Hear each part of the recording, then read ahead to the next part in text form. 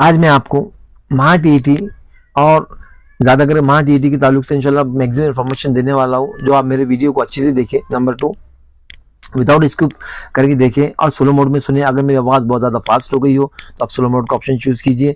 Number 2, एक बार video देखने के बाद में आप फॉर्म फिल कीजिए, ताकि आपको फॉर्म में कोई तरह गलती ना महसूस करें। अगर आपसे गलती हो जाएगी तो इंशाल्लाह आपका नुकसान होगा। एक बार अच्छे से वीडियो देख लीजिए, 10 से 15-20 मिनट आप टाइम दीजिए। आई मीन्स मैक्सिमम आधा घंटा टाइम दीजिए। आधा घंटे से ऊपर मैं आज वीडियो नहीं बनाने वाला, आज मुझको कोर्ट का भी काम है। ओके, एक सारी फुर्सत बनाकर हमको आप प्रिपरेशन करके वीडियो बनाना होता है। सबसे पहले आपको ड्राफ्ट करना, ड्राफ्ट करने के बाद में आपको वीडियो देना और सही इन्फॉर्मेशन देना, सारी चीज मतलब साइट पर से लेना, फिर बाद में सारी नोटिफिकेशन पढ़ना, नोटिफिकेशन सर्कुलर पढ़ना, उसके बाद में आपको वीडियो बना के देना होता है।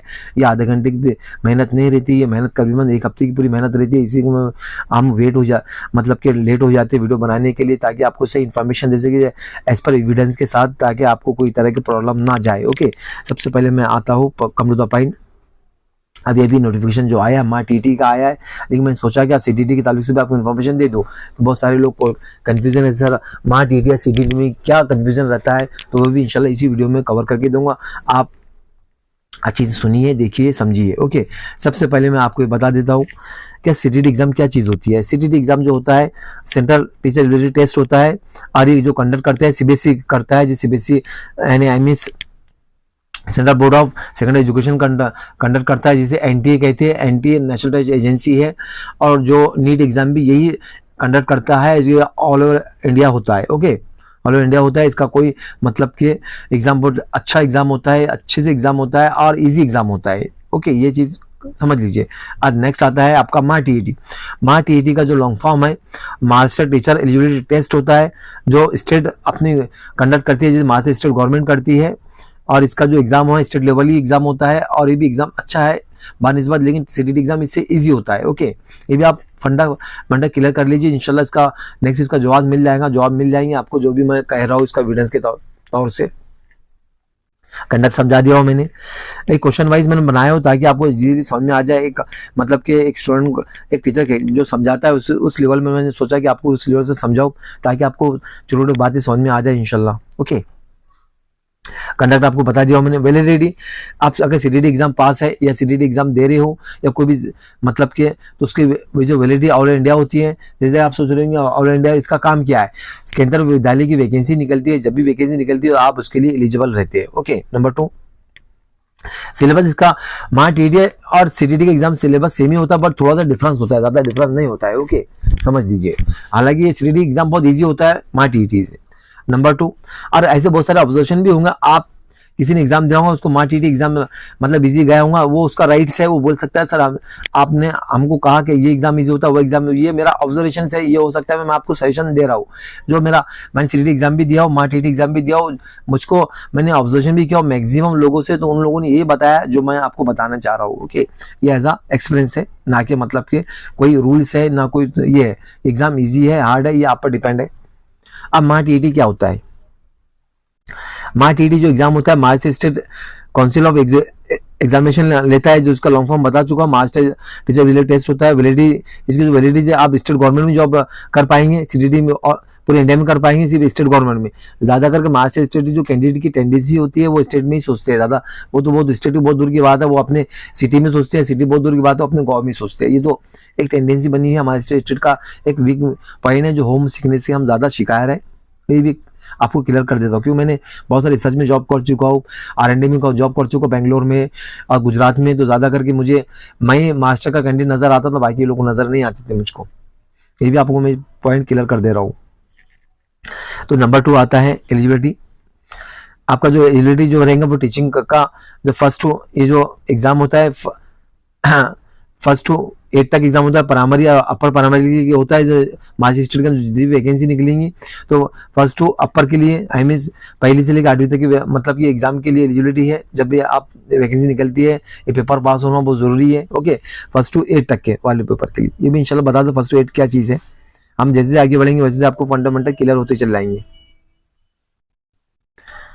सिलेबस दोनों का सेम ही है, ज्यादा टेंशन नहीं है। ओके, लैंग्वेजेस, हाँ,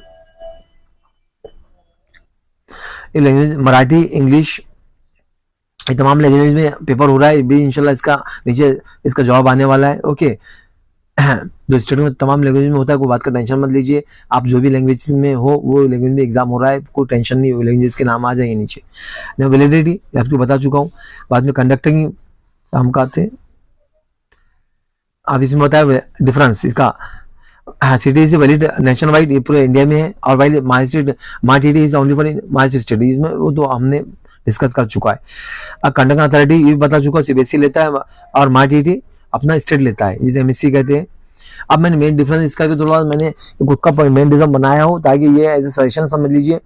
the CTET exam is easier than the MahaTET exam as observe by the exam maximum candidate exam. नहीं, बहुत सारी कैंडिडेट का ऐसा कहना है, जैसे कि आप 100 कैंडिडेट को पूछेंगे तो आपको कौन सा एग्जाम लगा है, तो हो सकता है 80% लोग बोले कि सिटी एग्जाम इजी होता है, बट मार्टिटी एग्जाम बहुत कम कंडक्ट हो गए एग्जाम जितने, और सिटी हर 6 महीने में जुलाई में दिसंबर में होते रहता है। ओके मार्टिटी तो एकदम ऐसा है कि चांद के जैसा है, जैसे कि रमजान का चांद निकला तो ठीक है, नहीं निकला ऐसा हो चुका है। तो ओके अभी हुआ एग्जाम तो बहुत अच्छी बात है, वैकेंसी अभी जरूर आने वाली है, मतलब एग्जाम हो रहा है तो आप अच्छे से प्रिपरेशन करना, और वीडियो को क्या क्या बारीकी पॉइंट बता रहा हूँ उसके मुताबिक फॉर्म फिल करने की कोशिश करना।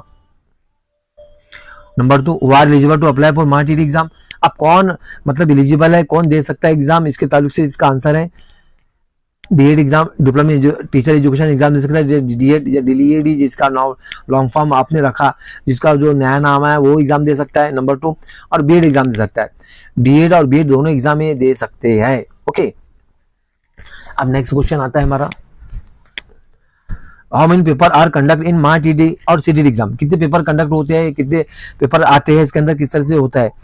मार्टिटी कंसिस्ट ऑफ 2 पेपर, ये 2 पेपर होते हैं इसके अंदर, एक ही दिन में 2 पेपर हो जाते हैं। ऐसा सुबह और शाम में हो जाते हैं, जैसे कि 8 बजे का टाइम है तो हाँ 11 बजे तक पहला पेपर हो जाएगा, दूसरा पेपर मतलब कि दोपहर में हो जाएगा। इस तरह से मतलब एग्जाम होता है, इंशाल्लाह टाइम टेबल में मैं आपको बता दूंगा। Number 2, paper first for teaching classes. जो पेपर फर्स्ट होता है किसके लिए, समझ लीजिए। पेपर जो फर्स्ट है पहली से के लिए 5वीं तक के प्राइमरी के लिए पेपर फर्स्ट कहलाता है। पेपर फर्स्ट उसको कहते हैं जो पहली से लेकर 5वीं तक है, वो पेपर फर्स्ट कहलाता है। ओके जिसे आप कहते हैं, है ना। नंबर 2, पेपर सेट किसे कहते हैं, क्वेश्चन है, आंसर उसका है फॉर टीचिंग क्लासेस 6ठी से लेकर 8वीं तक की पेपर सेकंड कहलाता है। ये समझ में आ गई बात। पेपर फर्स्ट और पेपर सेकंड उसको कहते हैं जो 6ठी से लेकर 8वीं तक पेपर है। पेपर फर्स्ट से कहते हैं पहली से लेकर 5वीं तक है। ओके ये पेपर फर्स्ट पेपर सेकंड आ गया। अब क्वेश्चन ये आता है, please explain the qualification of the paper first and paper second. Again ये मैंने ड्राफ्ट किया हो ताकि आपको समझाने के लिए। आप सोच रहे हैं क्या लिखा हुआ है, ये कहीं लिखा हुआ नहीं है, ये मैं एक छोटे बच्चे के तौर से सोचा कि आपको क्वेश्चन वाइज समझा दूं, और क्वेश्चन ही खुद बना लो, क्वेश्चन इसका आंसर मैं खुद ही दे दूं। ओके मेहरबानी करके इसका एक्सप्लेन कीजिए पेपर फर्स्ट और पेपर सेकंड का क्वालिफिकेशन क्या है। तो पेपर फर्स्ट का जो क्वालिफिकेशन है, जिसमें मैंने कहा प्राइमरी पेपर का जो क्वालिफिकेशन है सिर्फ ओनली फॉर डीएड है, बाकी कोई क्वालिफिकेशन नहीं। आप 12 पास होना, 12 पास एंड 10+2 मींस 10वीं पास, 10वीं बाद 12वीं पास, 12वीं पास होने के बाद में आप डीएड पास होना चाहिए। डीएड पास है तो पेपर फर्स्ट के लिए आप एलिजिबल है, कोई बात का टेंशन है नहीं। ओके समझ में आ रही बात, आप समझ लीजिए। अब इंशाल्लाह हमने एक चीज कवर कर चुका है। अब आता है पेपर सेकंड। पेपर सेकंड किसके लिए एलिजिबल है, कौन दे सकता है। अब पेपर सेकंड वही दे सकता है जो बीएड है। Okay BEd student paper second दे सकता है। नंबर 2 पेपर फर्स्ट नहीं दे सकता है, ये भी क्लियर कर लीजिए, ओनली फॉर बीएड के लिए बोल रहा हूं मैं। पेपर फर्स्ट नहीं दे सकता है, अभी तो ऑप्शन ही आ चुका है कि आप पेपर से मतलब फर्स्ट नहीं दे सकते। पहले तो एक ऑप्शन आता था, आप ऑप्शन रखे, लेकिन जैसे आपने बीएड कॉलम चूज कर लिया, आप डीएड नहीं है तो आप पेपर फर्स्ट दे ही नहीं सकते। उसमें ऑप्शन क्लियर कट है, वो क्लिक ही नहीं होता है। साइड पर जाऊंगे तो क्लिक ही नहीं हो रहा है। ओके ये बात आप समझ लीजिए। लेकिन एज ए इन्फॉर्मेशन के तौर से आपको बता दूं, सुप्रीम कोर्ट का रिसेंट जजमेंट आ चुका है। क्या समझ लीजिए, अच्छे से समझा देता हूँ। क्या उन्होंने कहा BEd qualification not for the primary education. Primary education उन्होंने कहा कि पहली से लेकर 5वीं तक की ये मतलब कि एलिजिबल नहीं बीएड, आपको डीएडी एजुकेशन कंपलसरी है प्राइमरी। ये सुप्रीम कोर्ट का जजमेंट अभी आया, इंशाल्लाह मैं कोट कर दूंगा इसको। नेक्स्ट वीडियो आएगा 5-10 मिनट का, मैं इंशाल्लाह उसमें एक्सप्लेनेशन कर दूंगा आपको, ताकि मैं वो भी चीज़ आपको एज एविडेंस तौर से बता सकूँ। ओके अब ये चीज़ क्लियर हो गई। नंबर 2 पेपर सेकंड बीएड वाले कैंडिडेट का सोचे, बाकी पेस्ट का ना सोचे। नंबर 2 अब आते हैं वो स्टूडेंट जो डीएड प्लस ग्रेजुएशन है। डीएड प्लस ग्रेजुएशन है तो वो स्टूडेंट क्या करे। आप डीएड प्लस ग्रेजुएशन है, ऐसे स्टूडेंट जिन्होंने डीएड कर चुका था बाद में ग्रेजुएशन भी कर चुका है, तो पेपर सेकंड आप दे सकते हैं, कोई बात का टेंशन नहीं है। पेपर सेकंड दे सकते हैं, पेपर फर्स्ट दे सकते हैं, आप दोनों पेपर दे सकते हो, कोई मसला नहीं है। कि कोई इंसान चाहता है मैं पहली बार पेपर फर्स्ट पास हुआ तो पेपर सेकंड दे सकता है, कोई मसला नहीं है। ये किसके लिए बता रहा हूँ, डीएड प्लस ग्रेजुएशन के लिए बता रहा हूँ। ऐसे भी स्टूडेंट है सर हम एक ही पेपर देना चाहते हैं, तो आप लिए मैं एडवाइस करूंगा डीएड प्लस ग्रेजुएशन के लिए पहले आप पेपर फर्स्ट दे दीजिए। पेपर फर्स्ट की वैकेंसी ज्यादा रहती है बनस्बत पेपर सेकंड के। जैसे कि पेपर फर्स्ट की 10,000 वैकेंसी रहती तो पेपर सेकंड की 3,000 वैकेंसी रहती है, ये भी आप समझ लीजिए। ओके, ये चीज मैं इंशाल्लाह कुछ कुछ पॉइंट ऐसे बताते जा रहा हूँ जो प्रैक्टिकली चीज क्लियर हो, क्योंकि टेट के एग्जाम में हमेशा मैं कंडक्ट देखते रहता हूँ, समझते रहता हूँ, तो इसके लिए वही ऑब्जर्वेशन वही तरह एक्सपीरियंस के तौर से बता रहा हूँ मैं। ओके, तो आप ऐसे क्वेश्चन करते हैं सर हम दोनों पेपर देना चाहिए, बिल्कुल आप दे सकते हैं। अगर आप प्रिपरेशन करते हो, हार्ड वर्कर हो, तो दोनों पेपर दीजिए, पेपर फर्स्ट भी दीजिए, पेपर सेकंड भी दीजिए। आप ग्रेजुएशन पर डीएड है तो दे सकते हैं। अब दूसरा क्वेश्चन ये आता है सर हमने डीएड किया है, डीएड करने के बाद में हमने ग्रेजुएशन में एडमिशन लिया है, लेकिन हमारा फाइनल ईयर चल रहा है, क्या हम पेपर सेकंड दे सकते हैं? बिल्कुल आप दे सकते हैं, यस, उसका आंसर यस है। आप बिंदास दीजिए, आप फाइनल ईयर अपियर वाला स्टूडेंट दे सकता है, कोई बात का टेंशन नहीं है। ओके, ये भी आपका क्वेश्चन क्लियर हो गया। जो डीएड जो अभी बहुत सारे लड़कियां होते हैं बेचारे पढ़ते रहते हैं, बहुत सारे लड़के रहते हैं पढ़ते रहते हैं और उससे ग्रेजुएशन अपियर रहते हैं, तो पेपर दे सकता है, कोई बात का टेंशन नहीं है। दूसरा क्वेश्चन ये आता है सर हमने फर्स्ट टाइम में एडमिशन लिया ग्रेजुएशन में, हम डीएड पास है लेकिन हम पेपर सेकंड दे सकते हैं? नहीं, उसके लिए आपके लिए कंफ्यूजन मामला रहेगा, वो आप मत काम कीजिए। अगर आपका क्वालिफिकेशन फाइनल ईयर अपियर है तो बिल्कुल दे सकते हैं। हाँ, आपका सेकेंड ईयर का पेपर अभी जस्ट है और आप फाइनल में जा रहे हो तो जब आप दे सकते हैं, लेकिन आपने जब फर्स्ट ईयर में अभी एडमिशन लिया है और सेकंड पेपर देने सोच रहे हो तो ऐसा मत सोचिए। मैं उस स्टूडेंट के लिए कह रहा हूँ जिसने सेकंड का एग्जाम मतलब अभी आने वाला है और वो डायरेक्ट फाइनल में जा रहा है, तो एग्जाम वो दे सकता है, कोई बात का टेंशन है नहीं। ओके, और फाइनल ईयर वाला स्टूडेंट बिंदास दे सकता है, कोई बात का टेंशन नहीं है। ओके, और ये तो हमेशा एग्जाम होते रहते हैं, आप टेंशन मत लीजिए कि सर हम पेपर सेकंड कब देंगे। आप जब भी ग्रेजुएशन पास हो जाएंगे या फाइनल ईयर पे रहेंगे तो आप एग्जाम दे सकेंगे। ओके, अब दूसरा क्वेश्चन ये आता है बीएड वाला पेपर सेकंड ही दे सकता है। अब तीसरा क्वेश्चन आता है कि सर हम मार्ट टीटी एग्जाम क्यों दे, है ना, why are compulsory for the मार्ट टीटी एग्जाम, क्यों है ये कंपल्सरी क्यों है? यस, उसका आंसर ये है क्योंकि ये एग्जाम एक प्राइवेट स्कूल में जितने भी कॉन्वेंट स्कूल हो गए, जितने भी कॉन्वेंट हो गई या प्राइवेट स्कूल हो गई या तो जितने भी है, तो अभी मार्ट टीटी एग्जाम पास होना मांग रहे हैं, डिमांड कर रहे हैं कि मार्ट टीटी एग्जाम पास है या नहीं है। आप वो एक तरह एडिशनल मांग रहे हैं। हालांकि मतलब प्राइवेट के अंदर जरूरत तो ऐसा है कि भाई जो कॉन्वेंट स्कूल है उनको तो टीचर से मतलब रहता है, लेकिन अब वो आजकल स्टैंडर्ड ऊंचा करने के लिए मार्ट टीटी एग्जाम का मतलब रखते हैं कि मार्ट टीटी पास है तो उसको प्रेफरेंस देते हैं। ओके, लेकिन आप गवर्नमेंट जॉब के लिए अगर आप प्राइवेट संस्था है, कोई तरह की एडेड संस्था है या नॉन एडेड जो भी संस्था है और अप्रूवल लाना चाहती है पहली से लेकर 8वीं तक के जो भी समथिंग से, तो उनको टीईटी पास होना कंपलसरी है। अगर आप टीईटी पास नहीं है, आप संस्था में जॉब कर रहे हो या कोई तरह का ये कर रहे हो, अगर आप टीईटी पास नहीं है, आपको दिलासा दे रहा संस्था वाला हाँ आप अप्रूवल ला लेंगे विदाउट टीईटी पास, तो बिल्कुल ये बात गलत है। आप जब तक ये टीईटी पास नहीं होंगे आपका अप्रूवल नहीं आएगा। ओके, ये संस्थाओं के लिए मैंने क्लियर बता दिया हूँ मैंने, जो स्टूडेंट मतलब संस्था में जॉब कर रहे हैं इस बहाने का कभी ना कभी जॉब पर लग जाएंगे बहुत सारे, मतलब कि आज की कंडीशन में बता दूं, आप जब टीटी पास रहेंगे जब भी आपको अप्रूवल आएगा, अदरवाइज आपको अप्रूवल आने वाला नहीं है। वही संस्थाओं के लिए। नंबर 2, अब आती है प्योर गवर्नमेंट जो वैकेंसी निकलती है टेट के थ्रू, जब भी एग्जाम इंशाल्लाह वैकेंसी निकलती है उसमें सीटीटी और टीईटी स्टूडेंट, माँ टीईटी और सीटीटी स्टूडेंट पास वाले स्टूडेंट लगते हैं, ओनली फॉर डीएड वाला स्टूडेंट नहीं लगता है। ओके, आप समझ लीजिए। और अगर आप बीएड है तो बीएड की कुछ वैकेंसी रहती है 9वीं से 10वीं तक के, लेकिन समथिंग 1000-2000 के में वो उनको विदाउट टीईटी उनका मतलब कि जम जाता है, लेकिन उसमें बहुत ज़्यादा हाई स्कोर होना। नंबर 2, वैकेंसी बहुत कम होती है। ये सिर्फ 8वीं से पहले माँ टीईटी एग्जाम मतलब कंपलसरी अप्लाई है, बाकी ऊपर नहीं है, 9वीं 10वीं 11वीं भी नहीं है। ओके, ये भी चीज़ क्लियर समझ लीजिए। इसकी वैकेंसी कम होती है, पहली से लेकर 8वीं तक मैक्सिमम वैकेंसी रहती है। ओके, अगर आप पहली से लेकर 8वीं तक के 2 पेपर पास है, फर्स्ट पेपर है सेकंड पेपर पास है, तो इंशाल्लाह आपकी एज है तो आप जरूर जॉब पर लग जाएंगे अगर पास है तो। ओके, आप मेहनत कीजिए, इंशाल्लाह हो जाएंगे। अब आता है दूसरा क्वेश्चन, टीईटी एग्जाम अगर आप डीएड है कितने भी साल पुराने हो, अगर आप नहीं हुए तो नंबर नहीं लगने वाले, आप टीईटी एग्जाम पास होना कंपलसरी है, सभी को पता है वैसे तो, लेकिन फिर भी मेरा काम है आपको एक्सप्लेनेशन करके अच्छे समझा देना।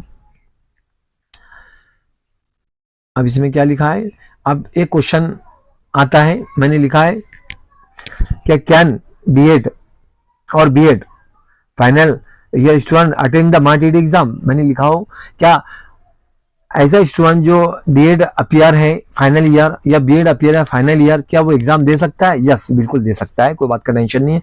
अगर आपने सेकंड सेम दे चुका है तो आप बिंदास दीजिए पेपर। जो फाइनल ईयर बीएड वाला स्टूडेंट दे सकता है या बीएड वाला फाइनल स्टूडेंट एग्जाम दे सकता है, कोई बात का टेंशन मत लीजिए, आप एग्जाम ट्राई कीजिए, बिल्कुल दे सकता है। और मैं एक चीज क्लियर कर देता हूँ, जिसने फर्स्ट ईयर में एडमिशन लिया है वो ट्राई के लिए एग्जाम दे सकता है, एज पर ट्राई। हाँ, अगर आप पास भी हो गए तो आप दोबारा भी एग्जाम दे सकते हैं एज ए स्कोर बढ़ाने के लिए। जरूरी नहीं है कि एक ही बार पास हो गए तो दोबारा नहीं दे सकते, कि नहीं, बिल्कुल आप दे सकते हैं। नंबर 2, जो स्टूडेंट मतलब कि जिसने सेकंड सेम दे चुका है, सेकंड ईयर में पास हो चुका है, अब फाइनल ईयर में है, तो वो एग्जाम बिल्कुल दे सकता है, बिंदास दीजिए। अब एक क्वेश्चन ये आता है मेरे जहन में, इंशाल्लाह थोड़ा उसको इलाबोरेट कर, जिसका फर्स्ट सेम हो चुका है, तो जिसका फर्स्ट सेम हो चुका है जो सेकंड सेम में एग्जाम दे रहा है तो वो एग्जाम दे दे। मतलब वो ये नहीं सोचे कि हम सेकंड ईयर में, आप फाइनल ईयर में चले गए, इसका मतलब जिसका फर्स्ट सेम क्लियर होता है, ये एलिजिबिलिटी आपको पता है, जिसका फर्स्ट सेम क्लियर होता है थर्ड एग्जाम वो थर्ड ईयर वो उसका एडमिशन सेकंड ईयर में हो जाता है, क्योंकि उसका एलिजिबिलिटी क्या होता है, बीएड के लिए स्पेशल बता रहा हूँ, जिसका फर्स्ट सेम क्लियर वो सेकंड सेम का मतलब कि अगर वो बैक भी आ गया कोई टेंशन नहीं, आपको सेकंड में एडमिशन मिल जाएगा। तो ऐसे स्टूडेंट जिनका मतलब जैसे कि नवंबर दिसंबर में सेकंड सेमेस्टर है तो वो एग्जाम दे दे। ओके, ये भी चीज क्लियर कर लियो। और जो फाइनल ईयर वाला स्टूडेंट है तो बिल्कुल एग्जाम दे ही दे।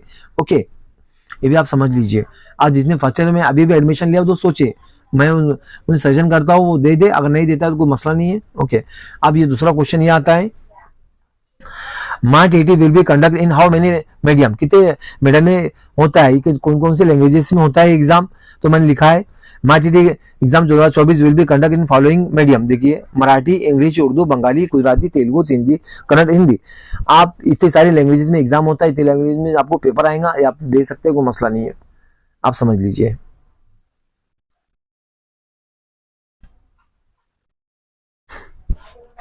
हमारा इंशाल्लाह 30 मिनट का वीडियो है मेरा, ये 30 मिनट से पहले मैं कंप्लीट करने का सोच रहा हूँ। अगर 30 मिनट से ज्यादा होगा तो मैं उसको स्टॉप कर दूंगा और बाद में नेक्स्ट हमारा बनेगा। ओके, अब सबसे पहले ये आता है, इसकी एज लिमिट कितनी है? No age limit to apply for मार्ट एग्जाम। आप कोई भी एज लिमिट में दे सकते हो, कोई मसला नहीं है। ओके, और कितने बार भी दे सकते हैं, कितने ये सोच रहे हैं 3 बार 4 बार, आप कितने बार अटेम्प्ट करो, जब तक आप पास नहीं हो, जब तक आप पास हो बाद भी इसको बढ़ाने के लिए दे सकते हैं। ऐसा नहीं क्या आप सोच रहे क्या आप पास हो गए तो आपका दिल चाहता है दे दीजिए।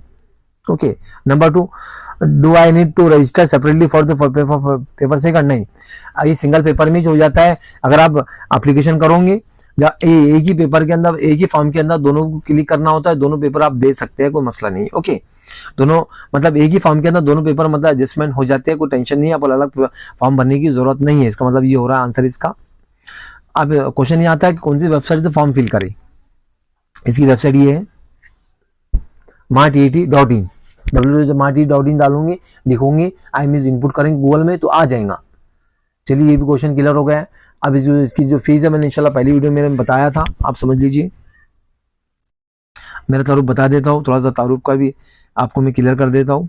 मैनेजमेंट एडवोकेट अलियार खान, मैं ऐसा कह रहे council with society registration consultant हूँ। अगर सोसाइटी संस्था वगैरह बनाना है, मैं स्कूल वगैरह कॉलेज की संस्था बनाते रहता हूँ, इसके लिए मुझे बहुत सारा नॉलेज रहता है, स्कूल का, कॉलेज का, अप्रोड का नॉलेज रहता है, जिसके लिए मैं इंशाल्लाह वीडियो बनाया होगा। इससे पहले मेरा एक्चुअल में टीचिंग पेशा था, और उसके बाद में मैंने एक्चुअल में रिसर्च ज्वाइन किया था। रिसर्च ज्वाइन करने के बाद में फिर बाद मैंने एडवोकेसी ज्वाइन कर चुका हूँ। इंशाल्लाह प्रैक्टिस कर रहा हूँ as a charity commissioner office में प्रैक्टिस करता हूँ, जो रजिस्ट्रेशन कंसल्टेंट हूँ, सोसाइटी संस्था जिसे कहते हैं। ओके, जो एजुकेशन के ताल्लुक से वर्क करते हैं, चैरिटेबल वर्क करते हैं, स्कूल कॉलेज वगैरह ओपन करना, आंगनवाड़ी ओपन करना, वही सोसाइटी या संस्था जिसे कहते हैं। ओके, नंबर 2, जो अकोला रहते हैं, मेरा office Guljapura RPS old city Akola है, care of Alia medical store. अगर किसी को बर्थ सर्टिफिकेट, डेथ सर्टिफिकेट लेकर या सर्टिफिकेट या किसी प्रॉपर्टी का मैटर्स है तो डिस्कस कर सकता है, कोई मसला नहीं है। आई मीन मेरा ऑफिस पर आ सकता है जो अकोला रहता है। ओके, बाकी मैं वीडियो बना के दे रहा हूँ, अब समझ में आ गया होगा इंशाल्लाह। मेरा तारुफ भी बता दिया मैंने, ताकि ये मिस हो गया था।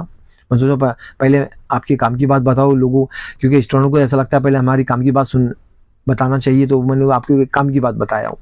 सबसे पहले आपकी जो फीस है क्राइटेरिया है, आपकी जो पेपर फर्स्ट की जो पेपर, चाहे पेपर फर्स्ट हो या पेपर सेकंड हो, दोनों की सेम ही फीस है। जो रिजर्व कैटेगरी की या शेड्यूल कास्ट के हो, शेड्यूल ट्राइब के हो जो, तो उनकी जो फीस है 700 रुपये फीस है, मतलब 700 रुपये फीस है। ओके, चाहे हैंडीकैप हो या SC हो या ST हो, उनकी 700 रुपीज़ है।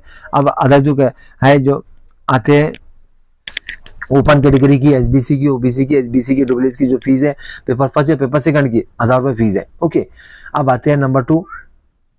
अगर आप बहुत पेपर देना चाहते हैं, जो अब बहुत पेपर कौन दे सकता है, मैंने इससे पहले बता चुका, अब दोबारा नहीं बताऊंगा।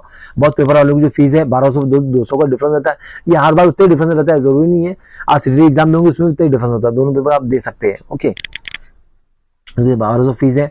नंबर 2, आप इसका सिलेबस आप पढ़ लीजिए, मैं तो आप ज़्यादा समझाऊंगा नहीं आपको, जो मेन चीज समझा चुका हूँ। जो पेपर फर्स्ट है समझ लीजिए,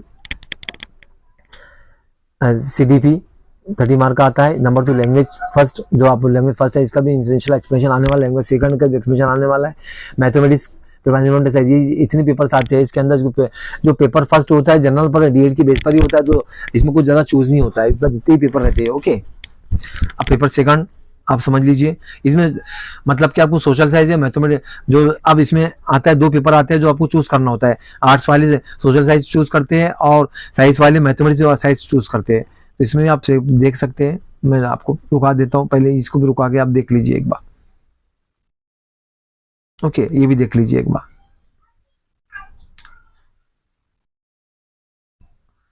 अब क्वालिफाई जो मार्क्स होते हैं ज़्यादा करके, मतलब कि ओपन कैटेगरी की जो 60 पर पास होता है, रिजर्व कैटेगरी जो पासिंग है 55 पर पास है। जो भी आप 55 का क्राइटेरिया जिन्होंने बताया 82 मार्क्स जो भी आपको मार्क हो।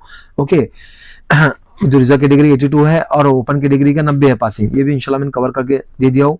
नंबर 2 फॉर पेपर सेकंड के लिए, आप पेपर सेकंड के लिए बहुत सारे लोग क्वेश्चन करते हैं। पेपर सेकंड में आपको मतलब 2 पेपर चूज करना पड़ता है, जो ग्रेजुएशन के बेस पर जो रहता है।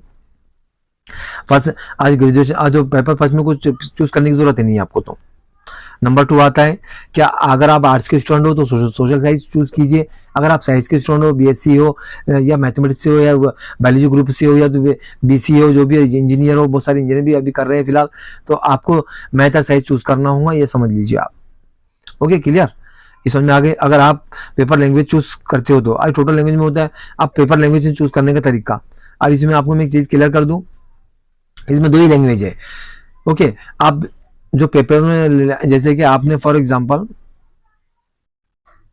अगर आपने फर्स्ट लैंग्वेज जो आपके मीडियम में चॉइस कर लिया, आपने फॉर एग्जांपल मराठी, आप मराठी में पेपर देना चाहते हैं तो आपकी फर्स्ट लैंग्वेज मराठी रहेंगे। ओके, आपने चूज कर लिया English first language, I mean आपके मीडियम है, answer of language, answer of medium, आपका जो आंसर रहेगा, आई मीन क्वेश्चन का जो मीडियम रहेगा, क्वेश्चन आप कौन से क्वेश्चन में पेपर मतलब रीड करोगे तो उसका जो रहेगा इंग्लिश फॉर एग्जांपल, तो उसका इंग्लिश फर्स्ट लैंग्वेज रहेगा। अगर आप चाहते हैं कि आप उर्दू में दे, तो आप फर्स्ट लैंग्वेज भी उर्दू ही रहेंगी आपकी। ओके, अब आते हैं सेकंड लैंग्वेज कौन सी रहेंगी। इसमें सेकंड लैंग्वेज 2 ही चीजें हैं, आपको क्लियर समझ लीजिए, मैंने अच्छे से समझा दिया उसको,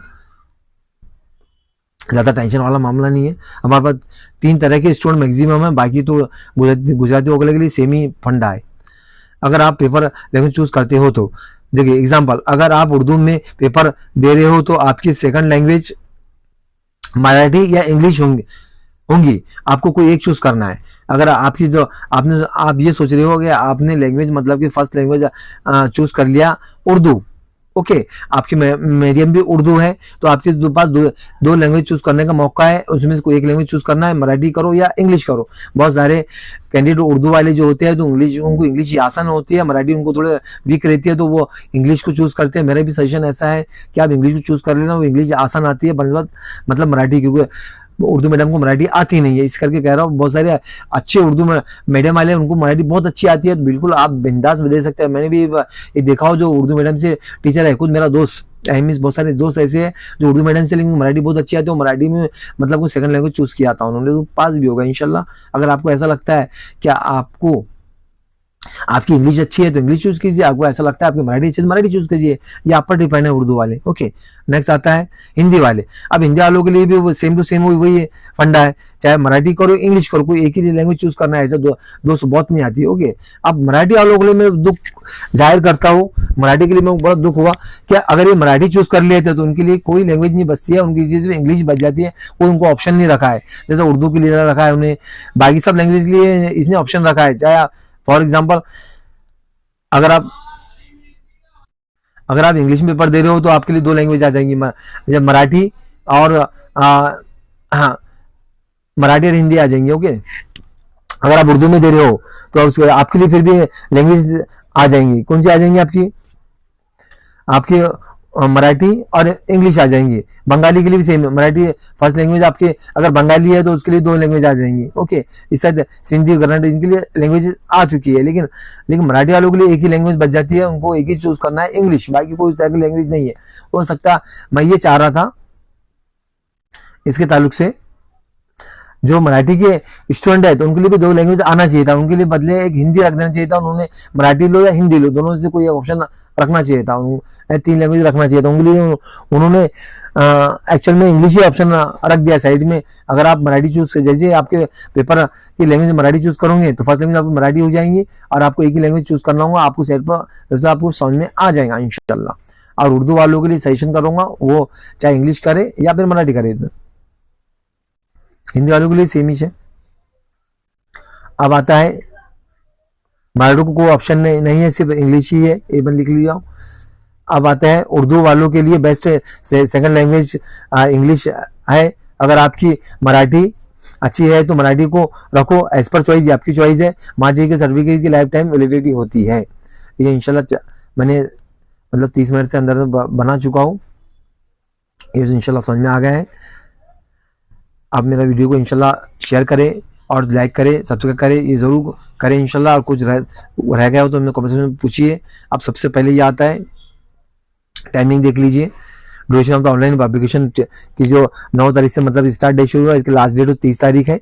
ओके, टेकिंग एडमिट कार्ड जो कि आएगा 28 को, मतलब ये शेड्यूल है, इसका ये शेड्यूल है 28 से लेकर 28 से टू 10/11 तक मतलब आप प्रिंट कर सकते हैं। बाद में ये आता है जो पेपर फर्स्ट का जो टाइम है 10 तारीख को पेपर है आपका, वो 1 बजे पेपर रहेगा। ओके, पेपर सेकंड का जो टाइमिंग है 16 बजकर है, मतलब 4 बजे है। ओके, ये समझ लें, सॉरी 2 बज के 4 बजे तक पेपर है। ओके, पहला पेपर 10 बजे से शुरू होगा और दूसरा पेपर 2 बजे से शुरू होगा। और रिपोर्टिंग टाइम आपको 2 घंटे पहले रिपोर्ट करना होता है। जैसे कि आपका 10 बजे पेपर है तो आपको 7 या 8 बजे जाना होता है सेंटर पर, ये आप समझ लीजिए।